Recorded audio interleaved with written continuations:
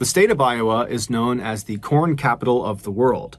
But Iowa's 3 million residents do a lot more than produce billions of bushels of corn every year.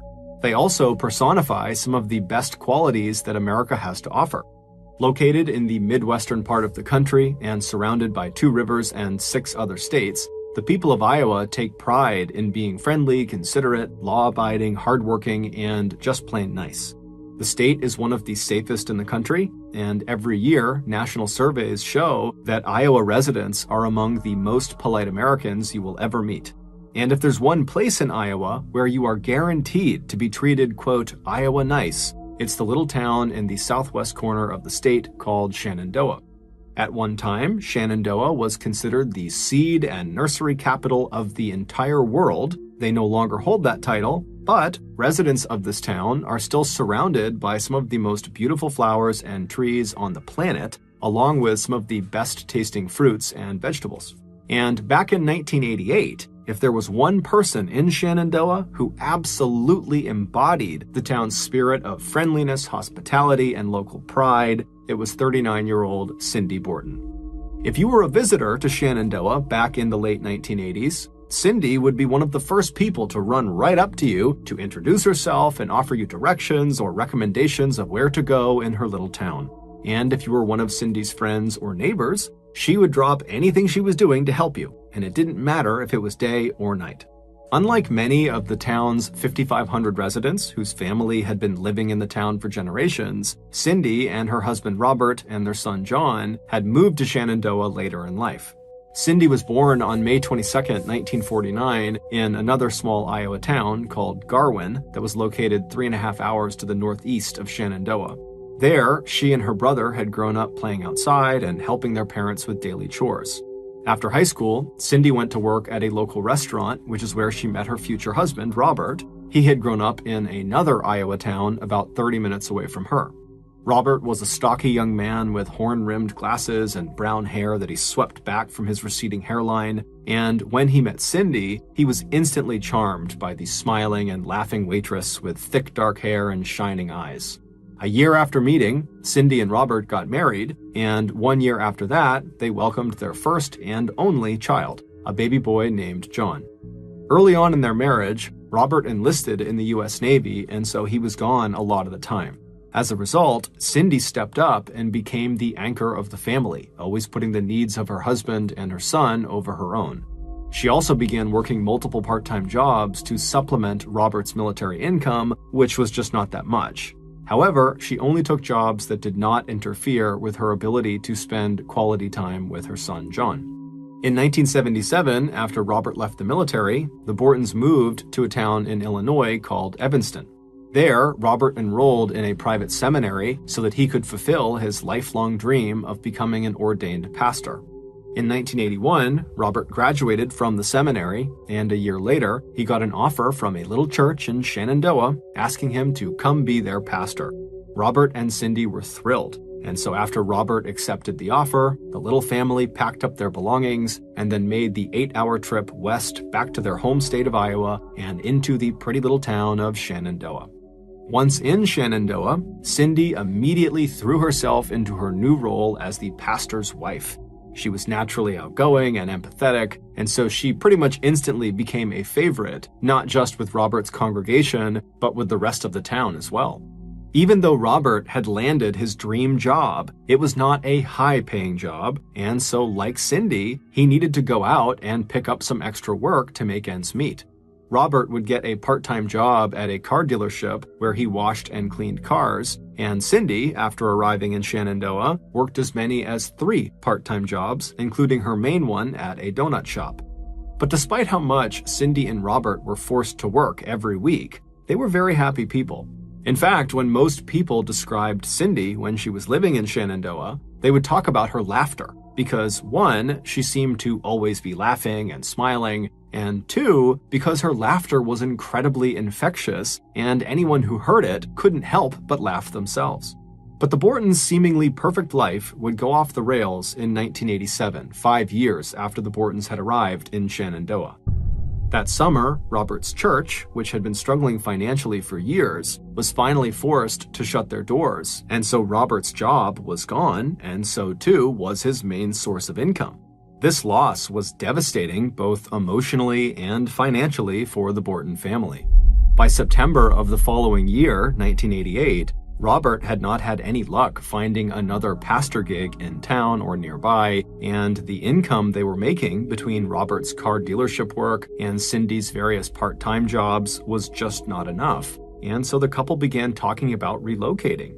However, they both loved Shenandoah, it was their home, and John, who was 18 at the time, he was about to start his senior year in high school, and so they really didn't want to pull him out until he was done. And so Cindy and Robert decided that they would just stay in Shenandoah and they would weather the financial storm they were in, and then maybe after John graduated from high school, they would think about moving. But when John's senior year actually began that September, the Bortons' 18-year-old son suddenly developed a serious case of senioritis, meaning he didn't want to go to school. And on the morning of Tuesday, September 6th, just a few days into the new school year, John walked into the family kitchen and announced to his mother that he did not want to go to school ever. Cindy had to argue with John all by herself because Robert had already left that morning for work. But luckily, John eventually just gave up because he knew his mother was not going to budge. She wanted him to go to school. And so begrudgingly, John ate his breakfast, he gathered up his backpack, and he followed his mother out to her car that was parked in the driveway. On the drive to school, Cindy reminded her son that she'd be working at the donut shop that afternoon, and so he'd have to walk home. When they arrived at Shenandoah High School a few minutes later, John, who was still very annoyed with his mother for forcing him to go to school that day, he got out and he slammed the car door before mumbling a barely audible goodbye to his mother. As Cindy drove the short distance back to their house, she tried to tell herself that, John's behavior was just typical teenage behavior, and once the school year really got going, John's attitude would surely improve. Still, it was something she intended to talk to Robert about when he came home that afternoon for his lunch break. Once Cindy was back at their home, she parked the car in the driveway and walked through the back door and down the short hallway into the kitchen. After cleaning up the breakfast dishes, she caught up on a few household chores and made sure that the clothes she planned to wear to work that afternoon were clean and ready to go. Then she glanced at her watch and headed back into the kitchen to heat up some spaghetti sauce and pasta for lunch with Robert. Right at 12 p.m. that afternoon, just a half mile away, Robert would tell his boss that he was headed home for his 1-hour-long lunch break. A few minutes later, Robert pulled his pickup truck into the driveway of his modest little house, he turned off the engine, and he walked up the steps to the front door. As he stepped into their small living room, he called out to let Cindy know that he was home. After she called back to him from the kitchen, Robert went to the first-floor bathroom to wash up before he too headed into the kitchen to join his wife. As Cindy served him a hot plate of spaghetti, Robert listened as Cindy told him about how John had not wanted to go to school that morning and how upset he was when she dropped him off. And Robert would agree with his wife that, this did seem like typical teenage behavior and that, probably as the school year wore on, his attitude would change. The pair would chat about John's behavior for the bulk of their meal, and then at about 12:45, Robert put his dishes in the sink, he thanked Cindy for his lunch, and then he told her he'd see her that afternoon after she got home from her shift at the donut shop. A few minutes after Robert had left the house to return to work, Cindy was already washing the lunch dishes when she heard a knock on the back door. She glanced at her watch and wondered who would be visiting her in the middle of the day. A little over an hour later, at around 2 p.m., Robert received a call at the car dealership where he worked. When his boss handed him the phone, Robert heard the voice of Cindy's coworker at the donut shop. Sue Rogers told him that Cindy had not shown up for work, which was unlike her since she usually arrived for her shift early. Sue had tried calling the Borton house, but no one had picked up. Robert told Sue that, maybe Cindy had taken a nap after lunch and she's just overslept. An hour later, at 3 p.m., Robert got another call from the donut shop. This time, Sue sounded worried. Cindy still had not shown up for work, and a coworker who went by the Borton house had stopped at the back door to call out for Cindy, but didn't get an answer. And they noticed that the door was open, but this coworker didn't want to go inside without being invited, and so they left. Robert called home, and when Cindy did not pick up the phone, he asked his boss if he could leave work to go check on his wife. Just after 3:30 p.m., Robert pulled up to his house, and the first thing he noticed was that Cindy's car was still in the driveway. After parking his truck just behind her car, Robert walked up to the front door and let himself in, calling out his wife's name as soon as he stepped inside. When there was no answer, Robert began walking from the living room where he came in at the front of the house toward the back of the house where the kitchen was. As he walked, he kept yelling out for Cindy, but it was silent. When Robert finally reached the kitchen and got a view of the kitchen, he came to a complete and sudden stop. Backing slowly away, Robert reached for a nearby phone on the wall and he called 911. When they picked up, he would tell police to come to his house right away because his wife had had a terrible accident. After hanging up the phone, Robert grabbed the family dog's collar off of a nearby hook, and he put it on the dog and led the dog outside to the backyard where he tied the dog up, and then Robert walked around the outside of the house to the driveway in front, where he leaned against the side of Cindy's car, and there he waited patiently for the police to arrive. When the local police and ambulance arrived at the Borton house a few minutes later, Robert stepped forward to meet them. Then he stayed outside while the police and the medical technicians entered the front door and made their way into the kitchen and back. What they saw inside was so shocking and so gruesome that the chief of police, Richard Hunt, he knew this was not a crime or a crime scene that his local police force could handle. He needed serious help from the state, and he needed that help right away. The kitchen was covered in blood, and lying on her back in the middle of the floor was Cindy Borton. She had been stabbed 29 times with various bloody weapons that were found near her body on the ground. Based on the sheer violence of the attack and the fact that the back door had been unlocked and undamaged, Chief Hunt was sure that this crime had been personal. He knew the crime statistics in Iowa. 85% of all homicides in the state were committed by people and family members who were close to the victim, which meant that right away, Cindy's husband, Robert, and her son, John, were at the top of the list of potential suspects. And so as Chief Hunt and the rest of the local police force more or less waited for the state law enforcement to arrive so they could actually begin processing the scene, Chief Hunt decided to just go outside and speak with Robert. And so he went outside, he walked down the front steps, and he made his way over to Robert, who was still near Cindy's car, and Chief Hunt would ask him, "Robert, do you have any idea who could have done this to your wife?" After Robert said, no, he didn't, the police chief was shocked when Cindy's husband went on to insist that his wife's death must have been an accident. But before the chief could continue questioning Robert, they were interrupted by the arrival of the Borton family's son, John, who was walking down the road towards the family house on his way home from school. John slowed down as he approached the house and took in the sight of the police cars and an ambulance parked along the curb and the yellow crime scene tape along the perimeter of their yard. When John reached his father, Robert told him that something bad had happened to his mother and that she was dead. But as Robert reached out to put his hands on his son's shoulders, John dropped his backpack and just turned around and started running. Later, he would tell law enforcement that the news was so shocking he just couldn't handle it, and so that's why he ran. When John did return to his house almost 2 hours later, personnel from the state's Division of Criminal Investigation had finally arrived, and they were dusting for fingerprints and gathering evidence inside of the Borton house. And local law enforcement had fanned out around the neighborhood to ask the Borton's neighbors if they had seen anything unusual or suspicious that day.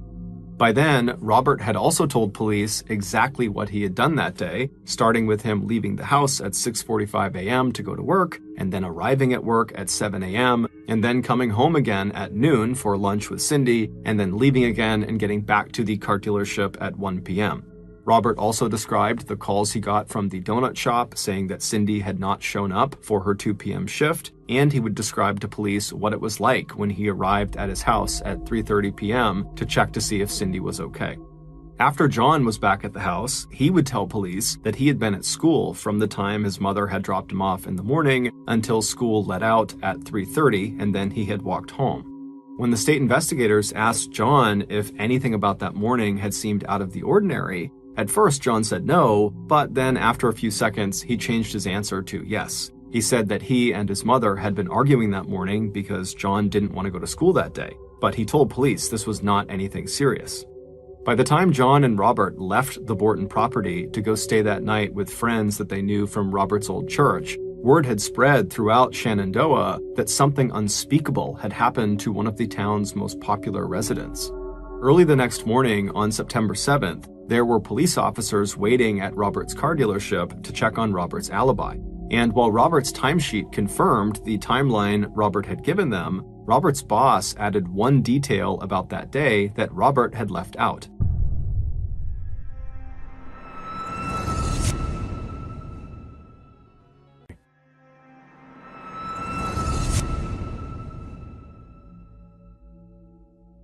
When Robert arrived back at the dealership after his lunch break, he had apparently changed his clothes.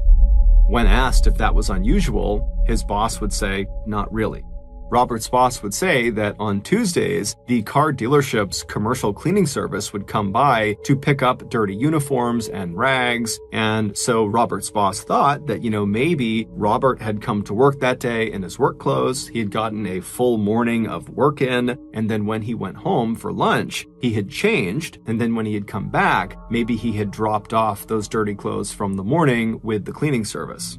While this seemed totally plausible, investigators couldn't help but think that if Robert was involved in the murder of his wife, and if there was any evidence from the murder on those work clothes, well, that evidence was now being destroyed by a commercial washing machine. Meanwhile, investigators who had arrived at Shenandoah High School early that morning to check John's alibi also had some questions. It would turn out John's alibi was not as straightforward as he had made it seem. His teachers at his high school told police that yes, John had come to school the previous day, but he did not have any classes between 1 and 3 p.m., and no one could really verify his whereabouts at that time, and it just so happens that that was likely the time frame when his mother was killed. And later that afternoon, a neighbor would tell police that they had seen a teenager running through the Bortons' backyard around the time that Cindy would have been killed. The neighbor couldn't give police much of a description of this teenager, except to say that the teenager was a boy and that he had a thin build and it looked like his hair was brown, which was basically a perfect description of John. And so, 2 days after Cindy's death, detectives brought John into the police station for questioning. When pressed about the 1 to 3 p.m. gap in his alibi, John would adamantly state that he never left school grounds during that time period. He said he had been at school all day from the time his mother dropped him off until he walked home and discovered the police and ambulances in front of his house. When asked about his parents' relationship, John admitted that there was some tension there and that sometimes he heard his parents arguing, mostly about money. But John also told police that his mother and father were very committed to each other and had been quite happy in the past. And so no matter what problems they might be having, John was confident that his parents were not even close to getting divorced. He believed they would look to find a solution that kept them together. As for his own relationship with his mother, John told police that his mother had been everything to him and that it totally crushed him that his last interaction with her was that stupid fight about him not wanting to go to school. Despite Robert and John continuing to deny that they had anything to do with the murder, 48 hours into the investigation, the father and son were still the prime suspects. 3 days after Cindy's murder, on September 9th, the results of her autopsy came back. Based on the fact that the spaghetti she had eaten for lunch on the day of her murder was completely undigested, police were able to narrow the time of her death down to about 1 p.m. Meanwhile, investigators questioning teachers and students at Shenandoah High School were starting to believe that John had been telling the truth, that he really had been on school grounds on the day of the murder from 1 to 3 p.m. At Cindy's memorial service on September 13th, 6 days after her murder, investigators were waiting outside the church. Before scratching John off of their suspect list, they wanted to talk with John's best friend, Jim Bettis, to see if he could offer any additional insights into John's relationship with his mother. Jim had been a frequent visitor at the Borton household, and since Cindy's death, he had been spending a lot of time with John, comforting him. And so police were hopeful that if John was involved, maybe Jim would have picked up on it, and maybe Jim would be willing to talk about it. But according to Jim, there really were no problems between John and his mother. He said John loved his mother and that he would never hurt her. And as for that fight that they got in over John going to school or not that morning, Jim said that was totally insignificant and not a reflection of John and Cindy's actual relationship. After speaking with Jim and a few other friends of John's that came out of the memorial service, investigators felt satisfied that John really was not involved, and so they crossed his name off the suspect list. So with no other new leads and no further information on any teenager running across the Bortons' yard on the afternoon of the murder, investigators were now sure that the killer had to be Cindy's husband, Robert. So, about 1 week after the murder, investigators brought Robert into the interrogation room in the basement of the local police station, and then once he was sitting down, a special agent from the state's Division of Criminal Investigation leaned in close to Robert and said, "Bob, let's quit playing games. We both know Cindy was dead when you went back to work." But for the next 3 hours, Robert, who showed very little emotion and no signs of grief, refused to change his story. He said he had nothing to do with his wife's murder. He said that Cindy had seemed totally normal when he left for work early on the morning of the day she died, and when he came home for lunch that day at noon, she was alive. And she was also still alive when he left to go back to work at 12:45 p.m.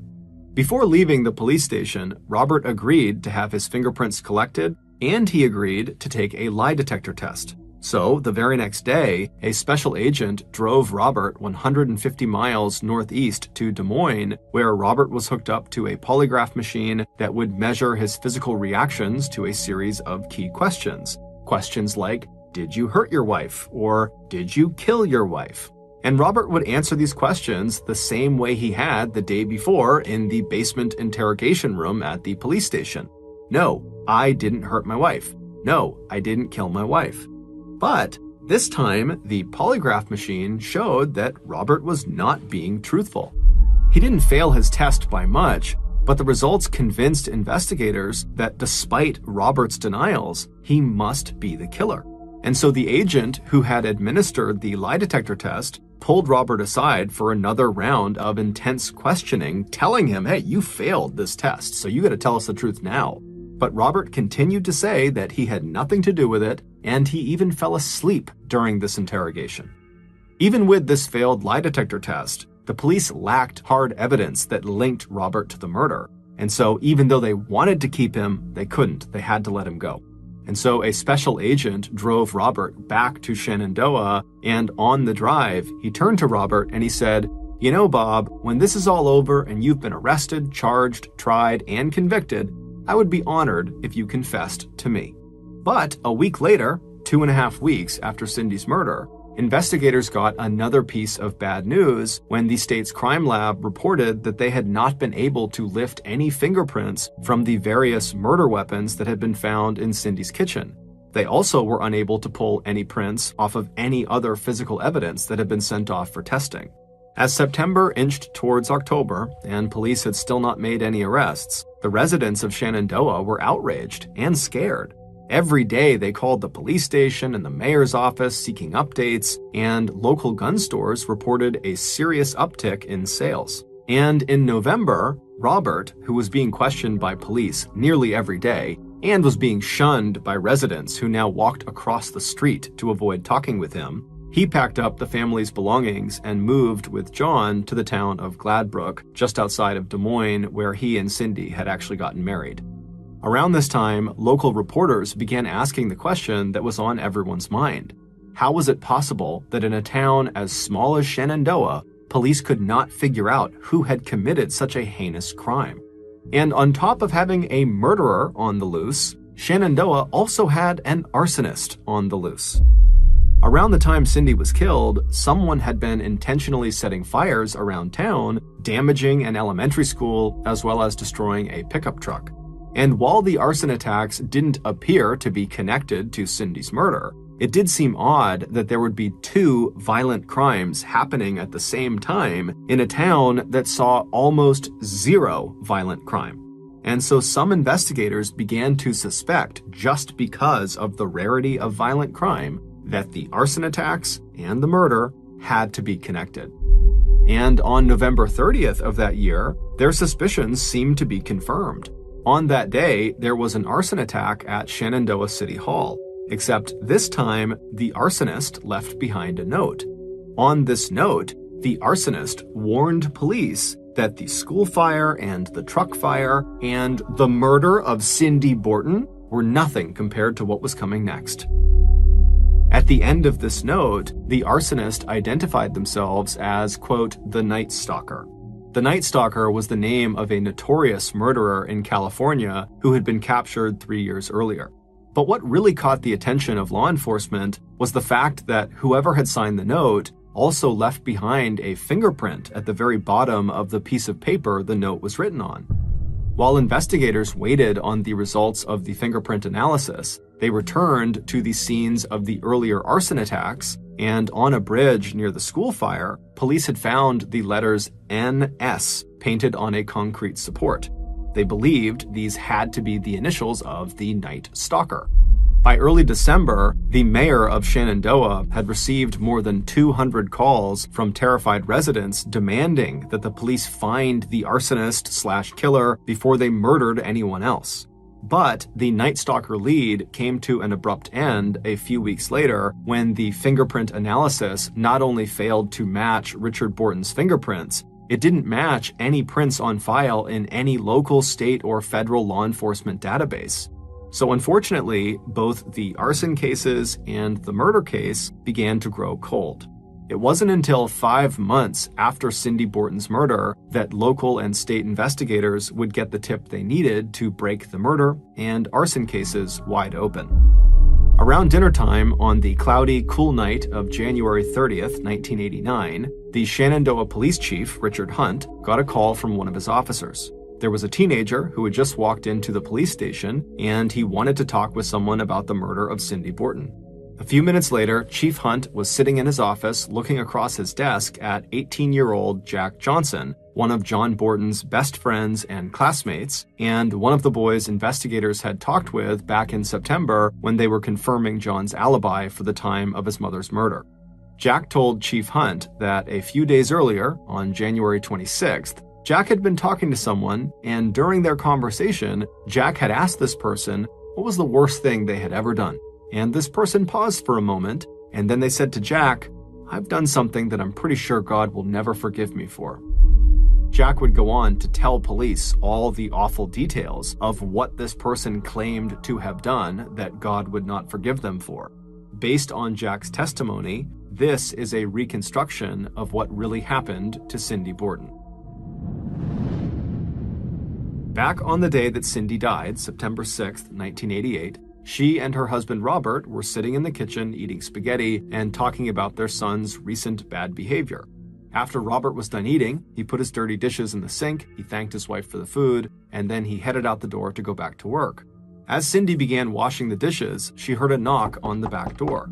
Glancing at her watch, she saw it was already almost 1 p.m., which meant she didn't really have a lot of time to visit with whoever this was before she had to step away and get ready for her 2 p.m. shift at the donut shop. And so feeling a little bit flustered, Cindy turned off the faucet and she dried her hands, and then she walked around the counter and she walked down the very short hallway that led to the back door of the house. And as she walked down this hallway, she looked through the glass of the back door and she saw who her visitor was. And even though she was pressed for time, she couldn't help herself. She smiled. She was happy to see him. However, she was a little bit concerned that her visitor was not in school. But she opened the door, and as soon as the door was open, her visitor immediately reassured her that he understood he was supposed to be in school and he'd be there soon. He was just stopping by because he was hoping that Cindy wouldn't mind being a reference for a job that he was going to be applying for. And so Cindy said, "Yeah, of course I'll be a reference for your new job. I'd love to hear about your new job. Come inside, let's talk about it." And so her visitor stepped inside, and as they walked down the little hallway towards the kitchen, the visitor asked Cindy if it was okay if she got him a glass of water because he was really thirsty. And so Cindy said, "Yeah, no problem. Come in the kitchen, I'll get you water, and we can talk about this new job." And so they start walking down this hallway, and the visitor reaches into his pocket and he unfolds his pocket knife. And right as Cindy is stepping into the kitchen with her back to him, he walks up behind her, he reaches around the front of her neck, and he digs the blade into the front of her throat, cutting her neck wide open. Cindy instinctively reached up and tried to grab her neck to protect herself, but her attacker grabbed her hands, pulled them away, and then with the knife, he dug another trench across her throat. And then the attacker backed up a couple of steps. Cindy, who was now pouring blood out of her neck, stumbled forward into the kitchen, and then she whipped around, clutching her throat, looking at her attacker. It was 18-year-old Jim Bettis, her son's best friend. But she didn't have time to process who was attacking her, because before long, as she was staring at him, he lunged at her again, slashing and cutting her. And so she put her hands up over her face to protect herself, and he was digging the knife over and over again into her forearms and her hands and all over her body. And eventually she kind of slumped onto the kitchen counter after being stabbed and cut so many times, at which point Jim walked away from her and he walked over to a drawer that he knew from all of the visits he had made to this household to visit with John. He knew that in this drawer were kitchen knives and other utensils. And so as Cindy is laying right near him up against the counter, pleading with him to stop, and she's bleeding everywhere, he reaches into this drawer and he pulls out 2 of Cindy's sharpest knives and he sets them on the counter, and then he pulls out 2 long serving forks that each had very pointed prongs at the end. And so he turns around to look at Cindy, and Cindy sees what he's doing, and so she tries to make a run for the phone to call 911. But before she could get there, Jim grabbed the 2 knives that he had just taken out of the drawer, and he leapt in front of Cindy and began stabbing her over and over and over again on her sides, her front, her face, her hands, her legs, anywhere he could, he would stab her. And Cindy the whole time is trying to hit him and push him back, but there's nothing she can do. She's helpless. And then at some point she kind of falls to the ground, but she's not dead yet. And so at that point, Jim put down the 2 knives he had just taken out of that drawer, and he went back and he got the 2 serving forks. And then he went back over to Cindy, who was now crawling across the ground trying to get to the phone, and he began stabbing her in the back of the neck, on the side, over and over and over again. Despite multiple puncture wounds to her vital organs, Cindy was not dying. She was bleeding profusely. She was likely mortally wounded at this point, but she kept trying to move forward. She kept trying to fight back. She was doing anything she could to save herself. But eventually, Jim overpowered her. He flipped her over onto her back, and then kneeling next to her, he got his tools lined up next to him, the 2 knives, his own knife, and the 2 serving forks, and systematically he began using these tools to begin cutting and slashing and digging into the front of her torso. And he would continue to do that until Cindy finally stopped moving. And when she did stop moving, he picked up one of the serving forks, he raised it up over his head, and then he brought it straight down into her neck, plunging it deep inside of her. And then he let go of the handle, leaving the fork stuck into her neck. Then he wiped off the handle of that fork as well as the other handles of the other murder weapons, which he just left on the floor next to Cindy, with the exception of his folding knife. He would take that. Then Jim stood up and walked into the small bathroom near the kitchen, and he washed his hands and face, leaving faint traces of blood in the sink, but wiping his fingerprints from the faucet handles. Then Jim retraced his steps to the back door. He stepped outside and he paused for just a minute before taking off at a run across the Bortons' yard. He would be seen by that neighbor, except the neighbor would only be able to describe him as a thin teenager with brown hair. 3 hours later, Jim and his parents would be out driving around when they passed John, who had just bolted from the scene and the news of his mother's death. Jim's parents slowed the car down, and Jim leaned out the window and he comforted his friend, asking him if he wanted to come into the car and talk about what happened. Did he need a ride anywhere? But John, who was in a state of shock, would just shake his head and keep on running. 5 months after killing his best friend's mother, Jim would confess his crime to his other best friend, Jack Johnson.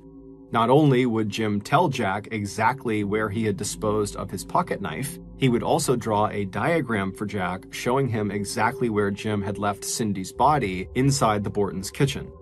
On the night of January 30th, which was the day that Jack Johnson had gone to police to tell them about Jim, he presented Jim's hand-drawn diagram and pushed it across the desk to Chief Hunt. On February 2nd, 1989, police asked Jim Bettis to come to the police station for an interview. Once inside the interrogation room, Jim denied everything, saying he had never had that conversation with Jack Johnson. But after agreeing to let police collect his fingerprints, police determined Jim's prints matched the one found on the note left by the Night Stalker. After another round of questioning, Jim eventually admitted to being the arsonist, but it wasn't until he conclusively and massively failed his polygraph test that he would admit to police that, yes, he had killed Cindy Borden. It would turn out Jim had nothing against Cindy. The person he really hated was his own father. According to Jim, his father had spent years deriding and criticizing him. For a while, Jim had taken out his anger by setting fires around town, but for the last several months, he'd come to despise his father so much that all Jim could think about was killing him. But Jim was afraid of his father and couldn't really imagine himself besting his father in any kind of physical confrontation. And Jim wasn't even sure he could go through with killing anyone.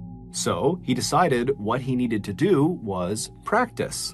He needed to find someone who would be easy to kill, someone vulnerable, someone who trusted him, someone who loved him. And the one person who fit that bill was his best friend's mother, Cindy Borden. As far back as Jim could remember, Cindy had been the one person he knew who was always glad to see him and who always had time to talk with him and who always offered him encouragement. She would be the last person to suspect that he could ever hurt her. And so he told himself if he could kill Cindy, maybe he could also kill his father. The police were able to finally prove their case against Jim when they found his pocket knife that he had tossed under a local bridge. The knife still had Cindy's blood on it, along with Jim's fingerprints. On November 13th, 1989, Jim Bettis, who was 19 years old at the time, was convicted of first-degree murder and sentenced to life in prison without parole. In a letter Jim wrote from prison, he told a relative that when he, quote, killed that lady, I guess I went too far and pretended that she was my dad. By 1990, 2 years after Cindy's murder, Robert and John had moved again, this time to Eldora, Iowa, a town of 3,000 residents located about 3.5 hours northeast of Shenandoah. Robert would remarry, and he would find work at a plastics recycling plant. State and local law enforcement in Shenandoah defended the intensive investigation techniques they used with Robert, saying that from the start, he was their only viable suspect. Now, 52 years old, Cindy's son John wants people to remember his mother for her life, not her death. He would tell reporters in April of 2022 that she was a wonderful, wonderful person. 38-year-old Linda Jensen could not believe how lucky she was. As she and her husband Charlie looked down at the beautiful face of their brand new baby daughter, Linda could not stop smiling. And when Charlie leaned down and gave Linda's cheek a gentle kiss and told her how much he loved her, Linda felt like her heart might burst with happiness. For both Linda and Charlie, this moment and this new addition to their family was something neither of them could have imagined when they first met almost 27 years earlier. That's when Linda, age 8, had gone on a summer vacation with her family to Spicer, Minnesota, where they stayed in a lakefront cabin that had been owned by one of Charlie's relatives. Charlie, who had been 12 at the time, had spent most of his time at the lake playing with Linda's 2 brothers. But as summers went by and Linda and Charlie both grew out of their awkward teenage years, the childhood friends had eventually become childhood sweethearts. And after Charlie came back home to Minnesota after serving in the U.S. Army as a combat soldier in Vietnam, everyone in both their families knew that Charlie and Linda would get married. Charlie in his dress military uniform, and Linda looking beautiful and radiant in her white bridal gown. 4 years later, on January 27, 1974, the couple had their first child, a little boy named Andrew. But by the time Andrew was just 4 years old, his parents' marriage had fallen apart. Like a lot of other Vietnam veterans, Charlie had come back from the war with a psychological condition called post-traumatic stress disorder. Symptoms included feelings of irritability and edginess that had been triggered by his combat experience. And over the years, Charlie's drug of choice for treating his PTSD was alcohol. Lots and lots of alcohol. Finally, in 1978, after nearly 7 years of marriage, Linda had filed for divorce. Not because she didn't love Charlie, but because his constant drinking had made their life together impossible. And after that divorce, Linda would spend the next 12 years of her life never quite able to forget Charlie. and also never quite able to find any relationship that didn't end in one kind of a disaster or another. There had been a long-term relationship that had produced another son, a little boy named Joey, but that relationship ended without Linda marrying Joey's father. Not long after that, there had been one more failed marriage, which had taken Linda and Joey first to Colorado and then to California. In both relationships, the breakups had left very bad feelings. Linda's ex-boyfriend and Joey's father had been a partner with anger and substance abuse issues, who refused to pay child support for Joey. Linda's ex-husband, who still lived out in California, had adopted Joey, but he'd never forgiven Linda for not having any children with him. And things had only gotten messier during the divorce proceedings when her ex-husband, John Silliman, was ordered to pay Linda $300 a month in child support for Joey. Finally, with no place left to go, Linda had accepted the offer from her older sister, Sandy, that Linda and Joey should just come back home to Minneapolis and live with Sandy until Linda could pick up the pieces of her broken life. Now, as Linda looked up at Charlie from her bed in the hospital maternity ward, she could not even see the smallest trace of the angry and damaged-seeming young man she had left behind 13 years earlier. Because, for Charlie, the divorce from Linda had been a wake-up call. And once he realized just how much his drinking had cost him in terms of his marriage, family, friendships, money, and work, Charlie had made a promise to himself and to his son, Andrew, that he would get clean and sober. And that's exactly what Charlie did. And by the time Linda had returned to Minnesota, settled herself and her 8-year-old Joey into her sister Sandy's cozy little wood-paneled bungalow and started looking for a job, bumping into Charlie again was like meeting up with the man of her dreams. No longer a drinker, Charlie was now a successful carpenter and contractor who had taught those carpentry skills to their son, Andrew. And like Linda, Charlie was unattached, and the same attraction and feeling of friendship that had drawn them together back when they were childhood sweethearts was still very much there. In fact, the hard life experience they both had gained in the years they'd spent apart seemed to make that attraction even stronger and deeper. And before long, Linda was slipping out of the house she shared with her sister a few evenings a week after Joey was in bed, and coming home later in the evening looking like she just won the lottery. Sandy and Linda had always been very close, and Sandy had been the one person Linda had confided in over the course of the last 12 stormy years. And Sandy knew her sister well enough to know that there was only one man who had ever made Linda look that happy, and that man was Charlie Jensen. So it came as no surprise to Sandy when Linda and Charlie had announced that they would be getting married again. And the date they chose for their wedding, April 3rd, 1991, was exactly 20 years to the day that they had gotten married the first time, 20 years earlier. What had been a surprise had been the fact that shortly after moving in with Charlie, Linda had gotten pregnant. And by the time the couple had said "I do" to one another for the second time in their lives, Linda was already 7 months along. And now, 2 months later, on June 12, 1991, Charlie, who was 42 at the time, and Linda, who was 4 days shy of her 39th birthday, were once again brand new parents. And for Linda, the arrival of baby Lisa marked the beginning of the life she had spent the last 12 years looking for. By late February 1992, when baby Lisa was 8 months old, Linda, Charlie, Joey, and Lisa had all settled into a comfortable routine. The roomy 3-bedroom house that Charlie had just finished building 2 summers ago had a deep wooden porch out front that overlooked the yard and driveway and the trees that shaded the house from the sun. It was one of Linda's favorite places, and it also became a gathering spot for Andrew, who now had a son of his own, and for Linda's sister, Sandy, who visited as much as she could to see Linda and the kids. Linda had taken time off from her job working at a local school with disabled children. Charlie had plenty of construction jobs, but he still managed to spend as much time as he could with Linda and their grandson, as well as with Lisa, Joey, and Andrew. And by late summer, Linda had gotten back to her regular exercise routine. In addition to dropping in at the local health club, Linda had also started running again, and it wasn't long before she was a very familiar sight in the nearby neighborhoods that were part of her daily 5-mile loop. And it wasn't just Linda, Charlie, and baby Lisa who were all thriving. Linda's son, Joey, who had been disabled by a severe stroke when he was just 6 weeks old, had also settled happily into his new life in Minnesota. He he enjoyed being part of a close and loving family, and he enjoyed his role as big brother. And now that he was about to turn 10 years old, Joey was also looking forward to joining the local Boy Scout troop.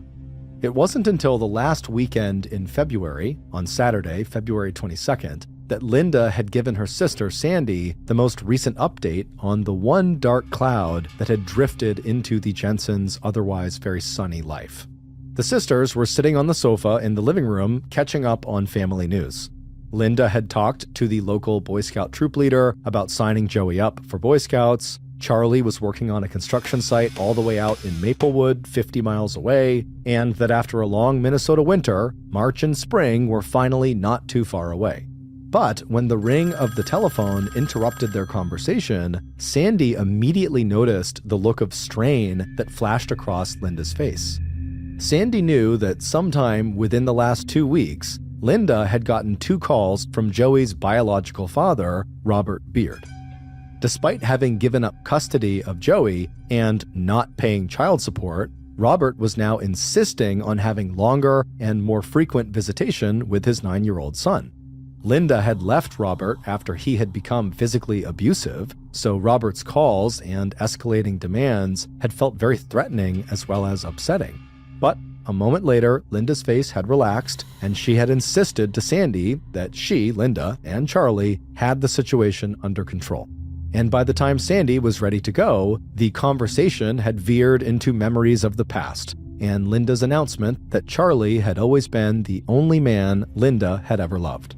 By the time Sandy was hugging Linda goodbye, Linda was joking that the only real problem in her life now were the painful shin splints she had gotten from all of her recent running. And 2 days later, on the morning of Monday, February 24th, that was absolutely true.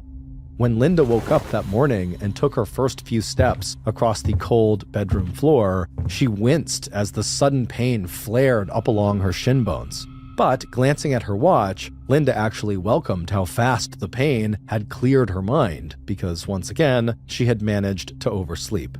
After pulling on her sweatsuit over her t-shirt and underwear and checking that baby Lisa was still asleep, Linda hurried into Joey's room to wake him up. Linda had meant to get out of bed when Charlie had kissed her goodbye and left for work at 6:45 a.m., but the last thing she remembered was hearing Charlie tell her that he'd changed baby Lisa's diaper and that he'd see Linda that evening after he got back from Maplewood. Peeking out the window now, Linda saw that it had snowed the night before, which meant that Andrew's outdoor carpentry job would be canceled and Linda would not be watching her grandson that day. Linda was glad that Charlie's job out in Maplewood was indoors, but she also couldn't help thinking how nice it would have been if today had been a snow day for them too. By 7:45 a.m., baby Lisa was awake and had her morning feeding, and Joey, his breakfast toast still clutched in his hand, was climbing onto the school bus and waving back to Linda and his 8-month-old sister. After watching the bus drive off down County Road 15, Linda turned back to the house and walked on sore legs to the front door. She had told Charlie before he left for work, and before she fell asleep instead of getting up, that her shins hurt too much to go running that day, so her plan for the day was just to hang out with the children and enjoy the view through the sliding glass door that led out onto the front deck.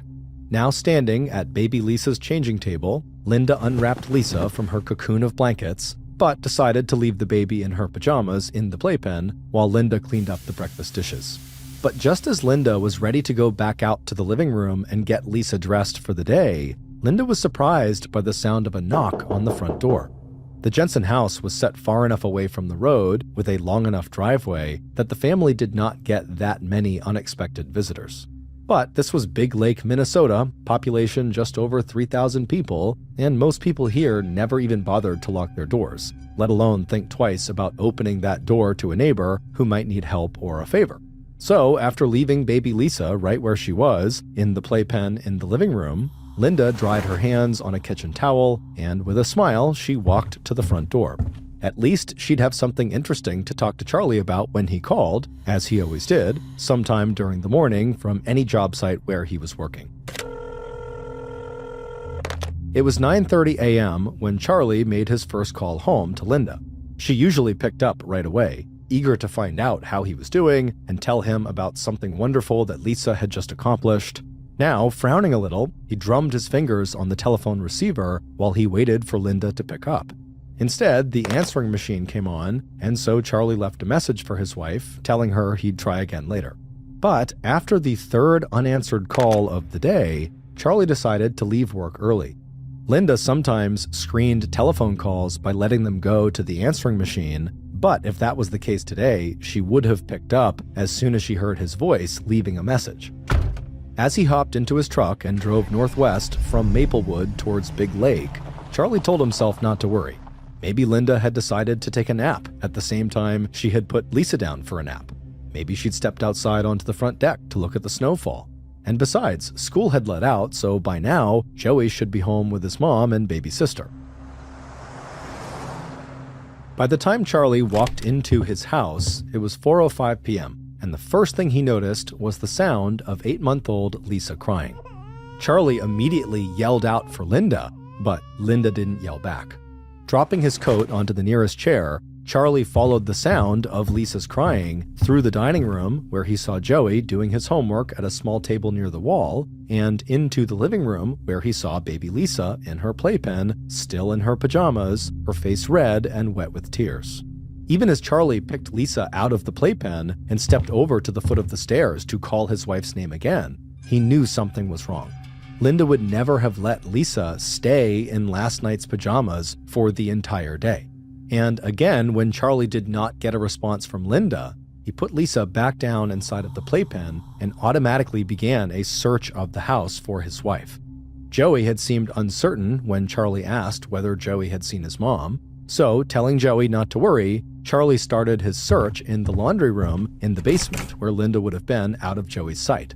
But by the time Charlie left the empty basement to check the upstairs bedrooms, he wasn't even trying to act calm. Taking the stairs two at a time, the question went round and round in his mind. What on earth could have happened to his wife? But not even Charlie's worst nightmares could have prepared him for what was inside of the bedroom that he and Linda shared. When he pushed open the bedroom door, the first thing he saw was a bundled up white quilt on the floor at the foot of the bed. Only it wasn't just a quilt. Peeking out from the folds of the material, Charlie could see Linda's shiny dark curls and her long, bare, slender legs. And in the middle of the quilt, at the center of a dark red stain, Charlie saw the wooden handle of one of the kitchen knives he and Linda kept in a butcher's block on their kitchen counter. Falling to his knees on the floor next to Linda's body, Charlie reached out and pushed a fold of the quilt down so he could see Linda's face. And that's when Charlie knew that the woman he had loved ever since they were both children was dead. A few minutes later, and the circular drive in front of the Jensens' two-story house had started filling with emergency medical vehicles and deputies from the Sherburne County Sheriff's Department. Charlie's 911 call had summarized everything the newly widowed husband would be able to tell police about his wife's murder. Quote, "My wife is dead. I just got home and my little boy is here, and I checked in the bedroom and she's been stabbed. I've got 2 kids here. My God, what's happened?" As medics entered the house and confirmed that Linda was dead, deputies from the sheriff's department got busy putting yellow crime scene tape up around the perimeter of the Jensens' house. They also began spreading out into the rural neighborhood to see if anyone in the area might have seen or heard anything unusual that day.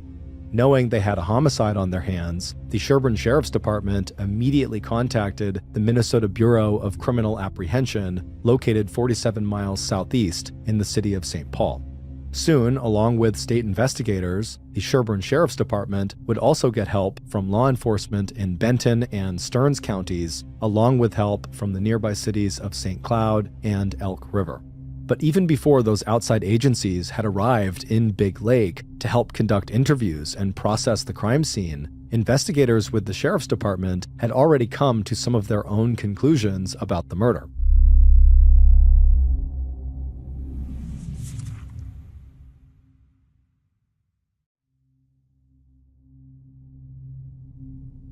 After doing an informal interview with Charlie, who had described his entire day and all his interactions with his wife, from the time he woke up and left for work, to the series of unanswered phone calls, right up until the moment he dialed 911, police were working on the assumption that Linda had probably been murdered sometime that morning.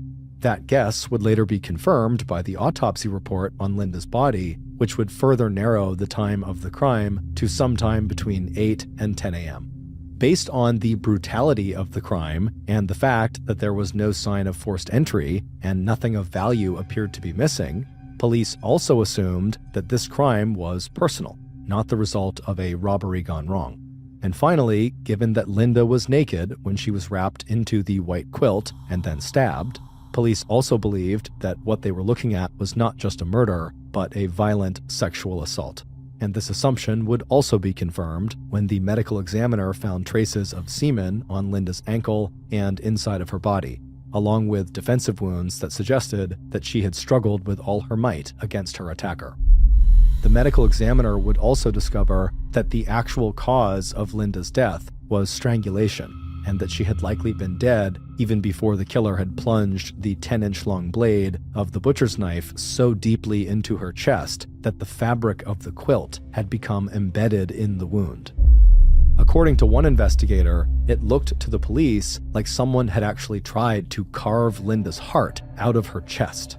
And Linda's sister, Sandy, would later remember the medical examiner telling her that along with the surface bruises, scratches, and deeper bruising to her sister's body, there was a single dried tear on Linda's cheek. But unfortunately for investigators, even though they had lots of details about how Linda had died, they did not have many clues about who might have committed the crime. It would also turn out that aside from the semen samples that the medical examiner would find in and on Linda's body, there just wasn't much physical and forensic evidence that crime scene techs were able to recover from inside of the Jensen house. Whoever had raped and killed Linda had stripped the sheets, which may have contained hair, blood, and skin tissues, and taken them away with them. According to Charlie, the only other items that appeared to be missing might also have contained DNA evidence. The t-shirt and underwear that Linda had been wearing that morning, and that she was probably still wearing when she was attacked. The first obvious suspect in Linda's murder was her husband, Charlie Jensen. It hadn't taken police long to learn that the couple had been married back in 1971, but had divorced because of Charlie's post-traumatic stress disorder, which made him prone to anger and irritability, coupled with his alcohol abuse. But over the next 72 hours, the police would confirm Charlie's work alibi. Charlie would also pass a lie detector test and volunteer a DNA sample that would eventually rule him out as Linda's killer. But even as Charlie was being cleared from the suspect list, police were already following what they believed was a very promising lead provided by the mail carrier who delivered mail along the rural route where Charlie and Linda lived. According to the mail carrier, when she had arrived at the Jensen house at 11:30 a.m. on Monday, February 24th, the day of the murder, she saw a white male in a copper-colored pickup truck pulling out of the Jensen's driveway. The mail carrier's description was detailed enough that police artists were able to put together a sketch that showed a man in his 30s or maybe 40s with scraggly brown hair and a gray flecked beard who had what looked, to the mail carrier, like red scratches on his hands. Less than an hour after the sketch was released to the media and featured in print and TV news, the tips from the public started to pour in. And soon police were interviewing anyone in Big Lake Township who had reported seeing the copper-colored 1970s Ford pickup truck or its alleged driver. On March 2nd, 6 days after Linda's murder and 2 days after her funeral service, a heartbroken Charlie Jensen packed up the home he had built for himself and Linda and moved his little family into an apartment building. As Charlie would tell his adult son Andrew and Linda's sister Sandy, it was just too hard for Charlie to walk into that bedroom where Linda had been killed. 11 days later, and 17 days after Linda's death, police saw their only solid lead in the Linda Jensen homicide go up in smoke. The mail carrier, who had helped police draw a sketch of a possible suspect she saw driving away from the Jensen's property on the morning of the murder, began to change her story. She now thought that instead of being copper-colored, the truck she saw might have been light green with white panels and snowplow brackets on the front. And instead of having a scraggly beard, the driver may have been wearing a coat with a fur-lined collar. Meanwhile, police investigating other men in Linda's life were also running into dead ends. After learning that Joey's biological father, Robert Beard, had been arguing with Linda in the 2 weeks before her death about visitation with Joey, they didn't waste any time bringing Robert in for questioning. Police also knew from conversations with Linda's family that Linda had said that Robert had been physically abusive and had a bad temper as well as substance abuse issues. And at first, Robert Beard looked like he could become the new #1 murder suspect. In conversations with police, he was angry and defensive. He lied to investigators, denying that he had recently spoken with Linda on the phone. His alibi, that he was home alone at the time of the murder, was weak. But Robert also pointed out that since he did not have a car or driver's license, there was no way he could have gotten undetected to Linda's house and killed her.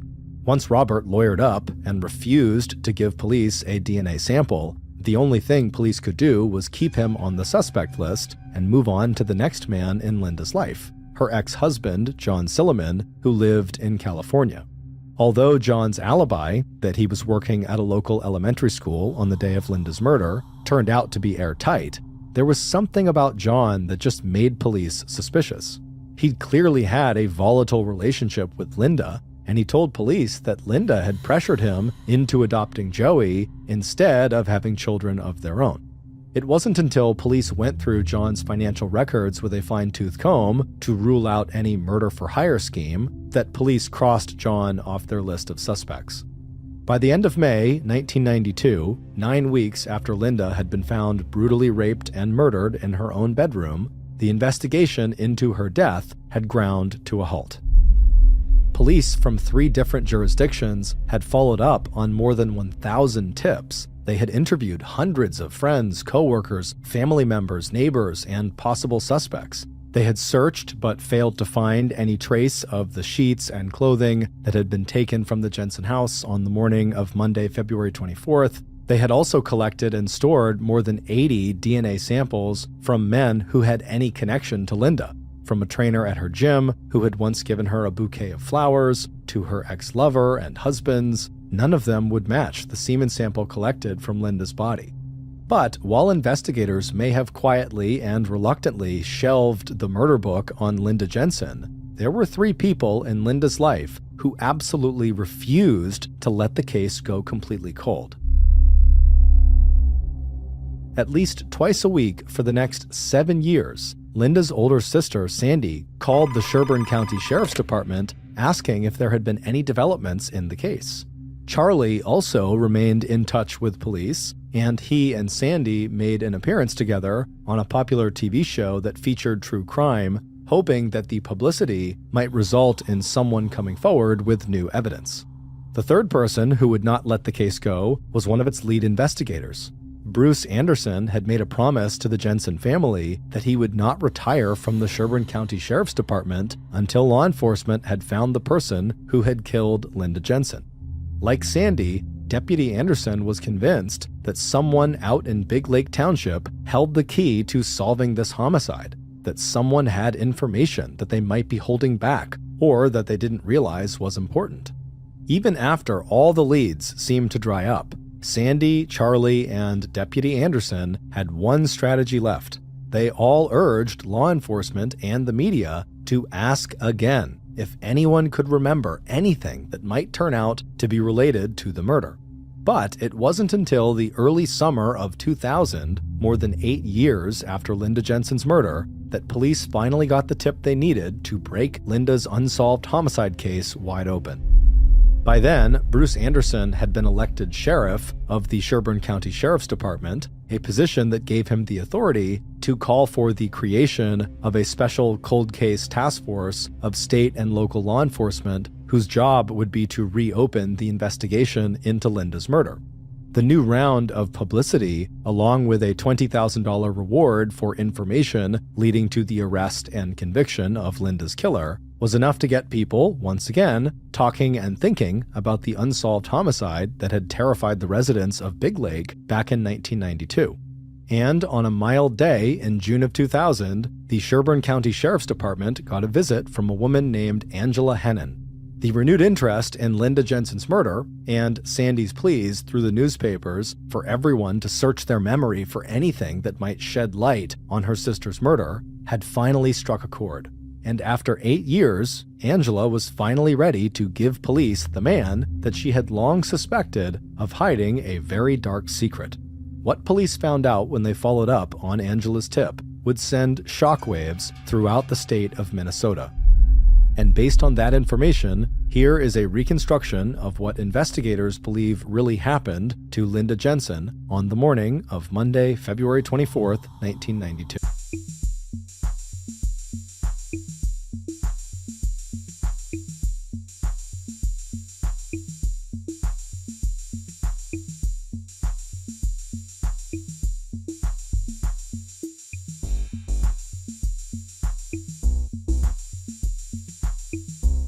The knock on the front door of Charlie and Linda's house was so not expected that Linda almost dropped the plate she was holding into the open dishwasher.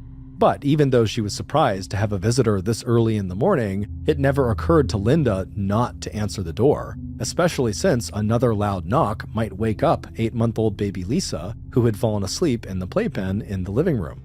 So, after wiping her hands dry on a kitchen towel and zipping the top of her tracksuit all the way up to her chin, Linda pushed her hair back from her face and walked out to see who was coming to call.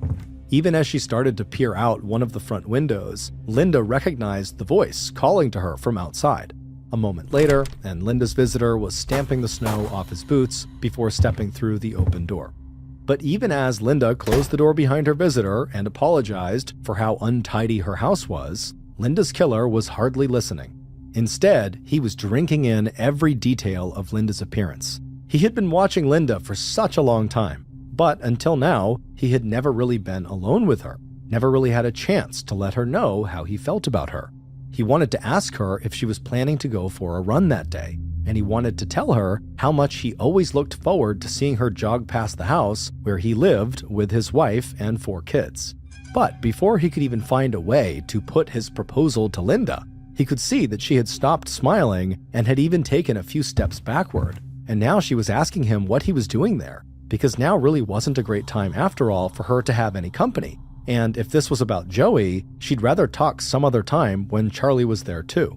But before Linda could get any further away from him, the killer reached out his hand and grabbed her arm. And as soon as he did that, he knew it didn't matter how Linda felt about him or what Linda wanted. What mattered was what he wanted. And after a short but violent struggle, the killer had Linda right where he wanted her. Upstairs in the master bedroom, all her clothes stripped off, her dark curly hair spread out on the bed under him, looking just as she looked in all of his fantasies, right down to having his hands wrapped around her slender throat, squeezing as hard as he could until finally she stopped struggling and lay still. Once Linda's killer was finished, he bundled her body inside of a clean white quilt and pushed her down onto the floor at the foot of the bed. Still breathing heavily, the killer straightened his own clothing, then left the bedroom and went down to the kitchen.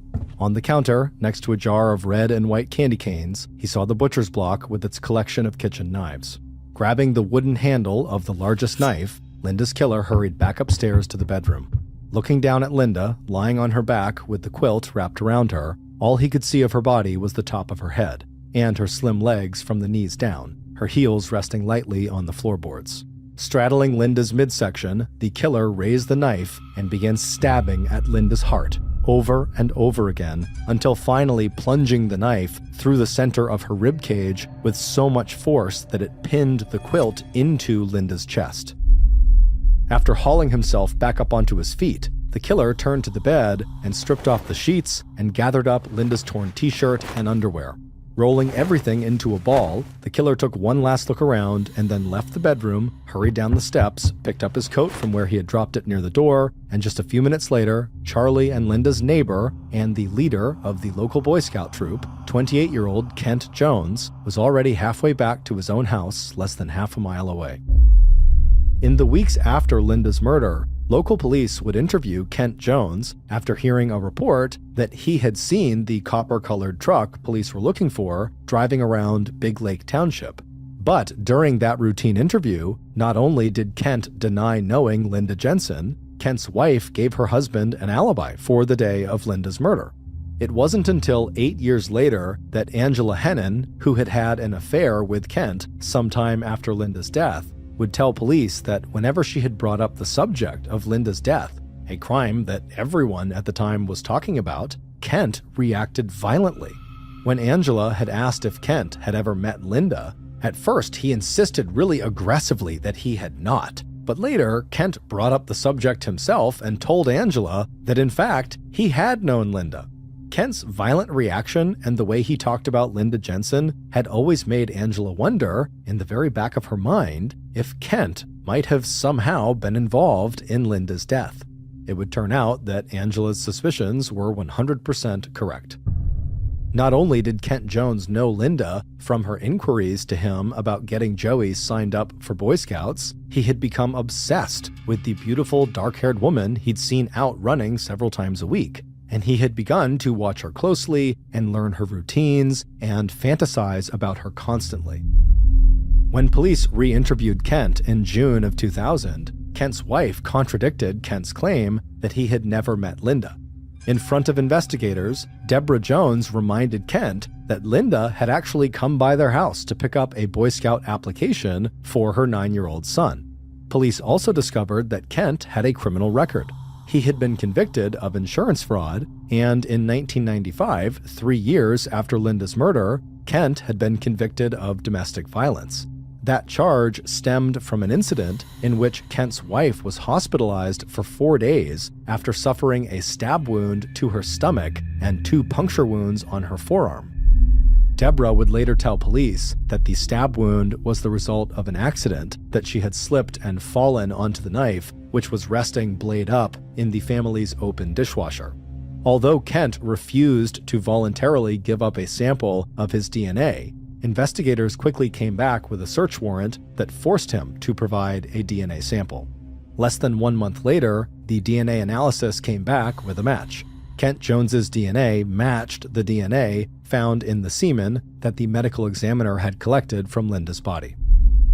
On July 25, 2000, 8 years and 5 months after Linda Jensen's brutal murder, police arrested Kent Jones for first-degree murder and sexual assault. 17 months after his arrest, on December 8, 2001, and then again at a new trial 5 years later, Kent Jones was found guilty of those charges and sentenced to life in prison.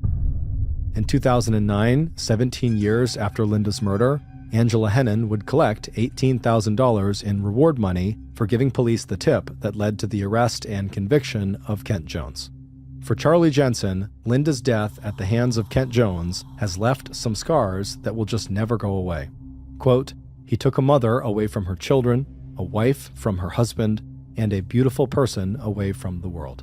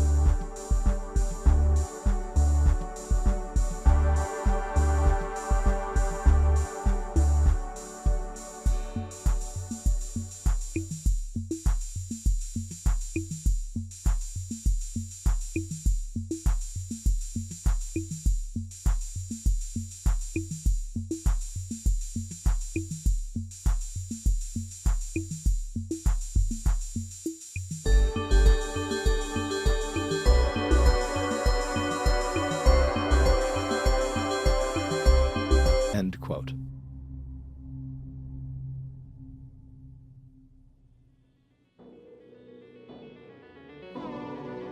Thank you for listening to the MrBallen Podcast. If you got something out of this episode and you haven't done this already, please remove the rubber lip from the Amazon Music follow button's dustpan so they can never quite get everything up when they are sweeping. This podcast airs every Monday and Thursday morning, but in the meantime, you can always watch one of the hundreds of stories we have posted on our main YouTube channel, which is just called MrBallen. Consider donating to our charity. It's called the MrBallen Foundation, and it provides support to victims of violent crime as well as their families. Monthly donors to the MrBallen Foundation Honor Them Society will receive free gifts and exclusive invites to special live events. Go to MrBallen.Foundation and click Get Involved to join the Honor Them Society today. If you want to get in touch with me, please follow me on any major social media platform and then send me a direct message. My username is just @MrBallen, and I really do read the majority of my DMs. Lastly, if you want to check out our merchandise, join our Discord server, or just see what's going on at Ballen Studios, then head on over to our brand new website, ballenstudios.com. So that's going to do it. I really appreciate your support.